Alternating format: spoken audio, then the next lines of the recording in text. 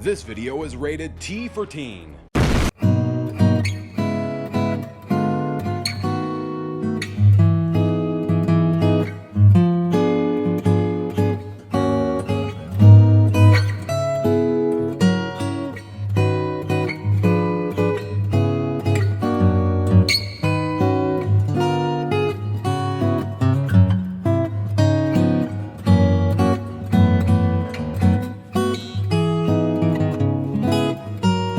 Ladies and gentlemen, the rematch you've all been waiting for, Mr. Video Game versus the King of Cartoons, Mickey Mouse versus Super Mario Round 2. To celebrate 100,000 amazing Rewind Rumble subscribers, I bring you the Rematch of Legends. Now remember, this is a full composite rematch, as explained in Round 1 over on Cartoon Fight Club. That match was a very selective base form battle. Tonight we go balls to the walls, we leave nothing behind, and yes, that includes Paper Mario, Mario Party, and even Super Mario RPG. On Rewind Rumble we usually don't do composites, but this is a special case. As long as it has the official Disney or Nintendo seal of approval, it will be factored in for this special one-time rematch. So without further ado, let's find out which medium has more power at their disposal,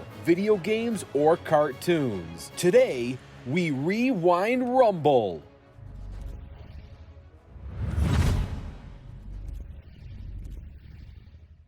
Mario, Mr. Video Game, the Italian older twin brother of Luigi, the Koopa Slayer, the kart driver. This man needs no introduction, but his mustache certainly does. Fun fact about Mario's mustache, since the pixels were so simplistic back in the day, Nintendo needed a way to differentiate Mario's anatomy, so they gave him a mustache to help cover what would be his mouth. They also gave him a hat to simplify what would be his hair, and even his overalls are a product of separating his arms from his torso. Mario being a Koopa crusher through his jumps and acrobatic skills are a given. We've discussed this time and time again. It is now the time that we represent Mario as the true powerhouse he is. We bring in his RPG elements and his best Paper Mario abilities. Super Mario RPG is what many consider the game that allowed Western audiences to appreciate role-playing games as a unique genre in gaming. In this game, Mario, Bowser, and Peach team up with some new friends to take on the Smithy Gang. While Mario ventures through new lands, he encounters the Dark Knight himself, Culex, not Batman, even though that would be pretty epic. Though Culex himself is a force to be reckoned with.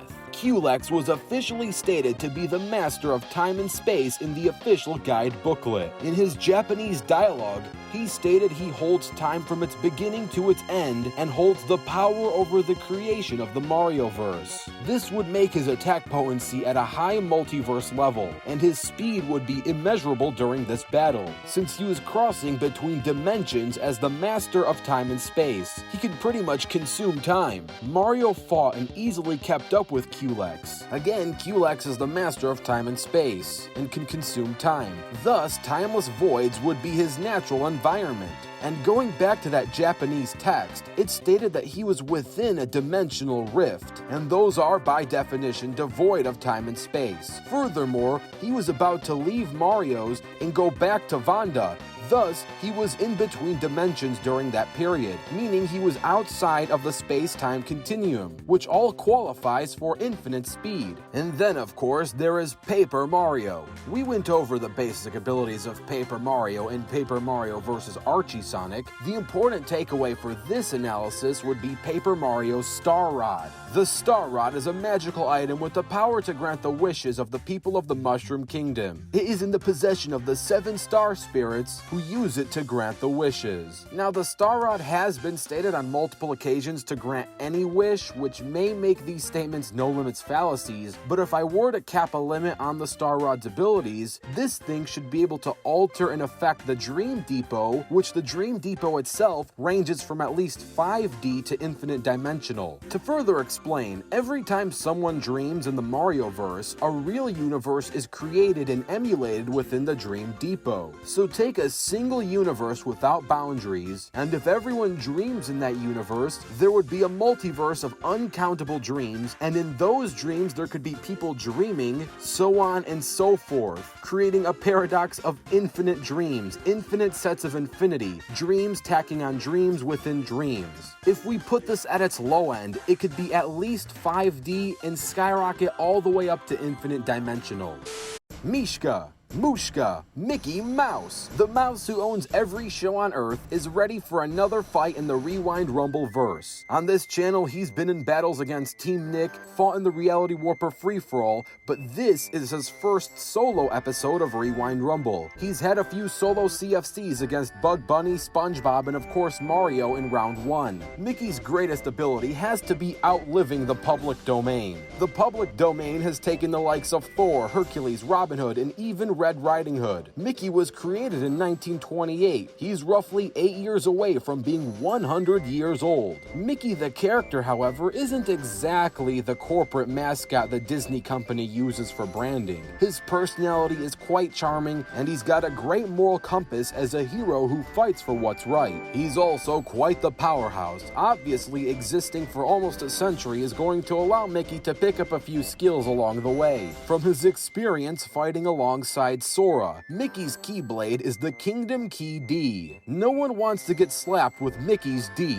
especially while eating Mickey D's. Mickey's D is not a D you want shoved down your throat, is what I'm getting at. But this is getting out of hand. Let's refresh your memory on why Mickey is an absolute powerhouse, and what makes him a reality warper along with showcasing his various weapons. Speaking of which, Mickey's arsenal contains some powerful weapons. With his paintbrush, he has access to the blue paint and the green thinner, which allow him to dissolve his enemies and make them fight for him. With his sorcerer's hat, he gains magical power, and like most cartoon characters, Mickey possesses a level of Toon Force that allows him to tank severe injuries and recover quickly from them. Mickey has some good stats backing him up as well. He's fast enough to dodge lasers, strong enough to topple giants, and can exit the animation and manipulate animation frames. Mickey's Toon Force is his most inconsistent ability, but at its best, it's also his most powerful asset, having the ability to directly manipulate the plot as a hacks not many can counter or deflect, and if his opponent doesn't have a counter to such a hacks, then Mickey's chances of winning are higher than Disney's current net worth.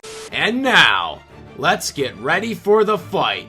This battle will take place on Earth, and remember, there is no prep time. Let the battle begin!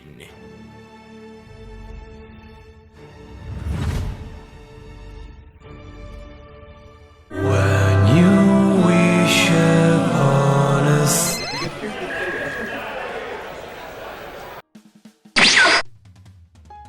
No, Cypher? Why are you here? Oh, you know why I'm here. You're screwed. What? I don't even know what you're talking about. You don't know what I'm talking about? Oh boy. I will remind you. At the last meeting, you spoke about contracts. Speaking of which, you did not fulfill my contract, and now you owe me.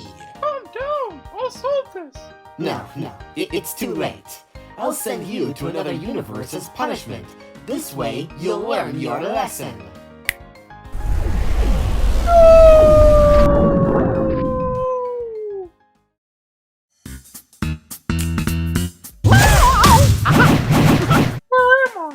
Wait a minute, I've been here before. This is the Mushroom Kingdom. I was planning to buy this place.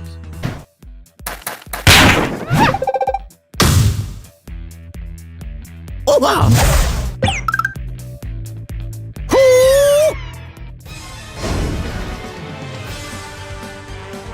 Here we go! Ready?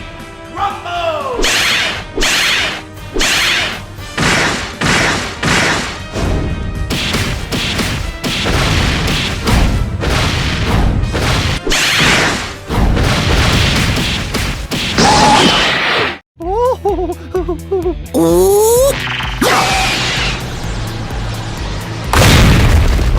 Hey, slow down!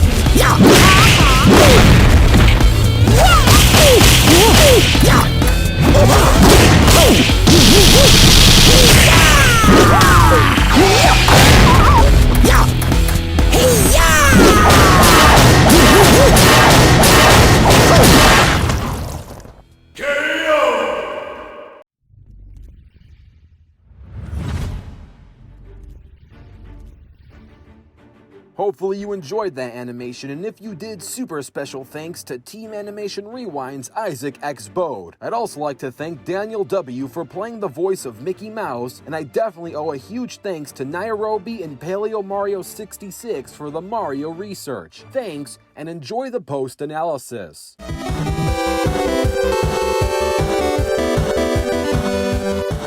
Revenge has been avenged. Mickey won round 1 back on CFC, but Mario takes round 2. Now, when we do full composites like this, the debate no longer becomes a stat comparison like a base form battle with a specific incarnation would have turned out. With the inclusion of the Star Rod abilities, this essentially becomes a hacks debate. The question we need to answer here is, who has the better haxes, and more importantly, who has the better counters to each hax. Let's start with Mickey's haxes and Mario's counters. Mickey's best hax would be his ability to manipulate the plot and rewrite future events by directly changing animation frames. Mario's best counter would be using the Star Rod to wish Mickey's abilities away. Mario's best hax would be using the Star Rod to its full power. This thing should be able to alter and affect the Dream Depot, which the Dream Depot itself ranges from at least 5D to infinite dimensional. So we reach a point where an immovable object meets an unstoppable force. These two are just going to counter each other infinitely, right? Well, the answer is no. The reason why Mario has an upper hand is because Mario has consistency on his side, and he's naturally faster. Mickey's animation manipulation relies heavily on inconsistent toon force. It would be very difficult to assume that Mickey will consistently, time in and time out again, trust his toon force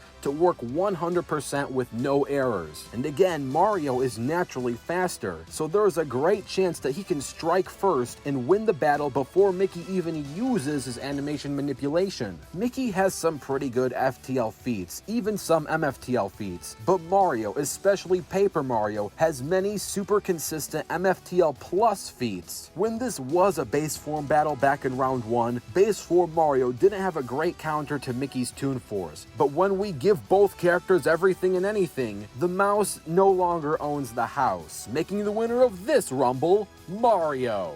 On the next episode of Rewind Rumble.